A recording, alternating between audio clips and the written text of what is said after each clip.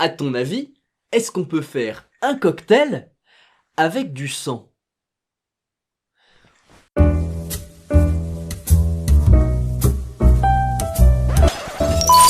Certes, c'est assez étrange comme question, mais en vérité, boire du sang n'a rien de nouveau.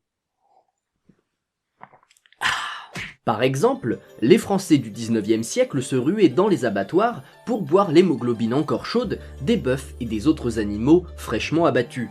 On les appelait les buveurs de sang et ils croyaient dur comme fer que cela soignerait leurs maux. Ils considéraient ce précieux fluide comme une boisson curative et un élixir de jouvence. What the hell? Autre fait intéressant, en Tanzanie et au Kenya, il y a une spécialité surprenante qui consiste à mélanger le sang des vaches ou des chèvres avec le lait de ces dernières.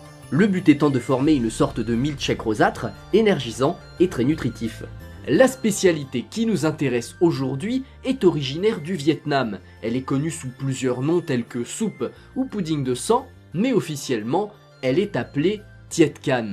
La recette la plus répandue est à base de gnoc mam, de cacahuètes grillées, d'abats bouillis puis hachés et bien évidemment de sang. Généralement, c'est servi dans une assiette ou un bol, et cette gourmandise se déguste traditionnellement gélifiée. La gélification se produit par la coagulation naturelle du sang, qui s'active spontanément une fois ce dernier en contact avec l'air. Bien évidemment, il existe diverses variantes, et le tiet can peut se servir encore liquide comme une soupe froide ordinaire. Mais dans ce cas, le plat sera servi aussitôt fait, car s'il est laissé reposer trop longtemps, il se figera. Cet étrange pudding peut être réalisé avec différents animaux, comme une oie, un porc, une chèvre, un serpent, un poisson et j'en passe. Mais la variante la plus célèbre reste à base de canard. Les pattes de canard! Il me crève. Dans un premier temps, le sang fraîchement prélevé est recueilli puis agité avec quelques cuillères d'un mélange d'eau et de gnoc mam. Appelée antigel, cette préparation aurait pour but d'assaisonner et de ralentir la coagulation prématurée. Une fois bien mélangée, la mixture est réservée dans un endroit frais, puis le canard est plumé, vidé et cuit au bouillon avec ses abattis. Quand l'ensemble est cuit, les ailes, le cou, le foie, le cœur, le gésier et les tripes sont finement hachés en une sorte de farce pour garnir le fond des plats qui accueilleront la soupe.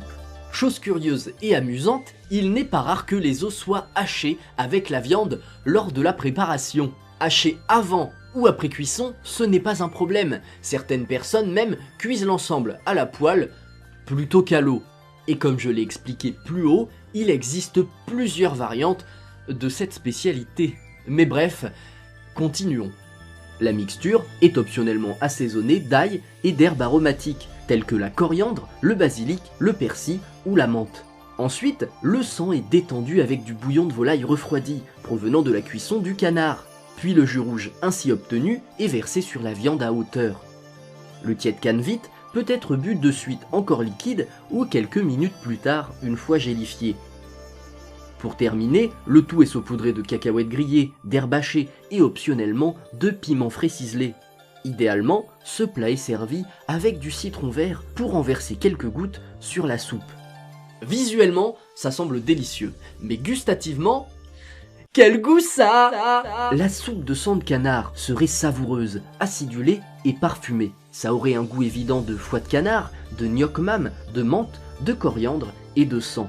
D'après ce que j'ai compris, cette spécialité aurait bien plus le goût de sa garniture que autre chose, et le sang serait là pour apporter la texture de jello tant appréciée. Bien dosée, la sauce poisson adoucirait le goût métallique et cuivré du sang tout en donnant du caractère au plat. Ah oui, j'ai oublié de vous dire que canard se dit vite en vietnamien, d'où le nom précis de cette célèbre spécialité, Tiet can vite. C'est bon ? Reprenons. Pour la petite histoire, il est à savoir qu'il existe une spécialité semblable au Chili. Cette merveille porte le nom de nashi et elle est produite avec le sang d'un cochon, d'un agneau, d'une chèvre ou d'un bouc fraîchement abattu. Pour la préparation, elle consiste à recueillir le sang frais de l'animal et à le mélanger avec du jus de citron, du sel, de la coriandre et du poivre fumé.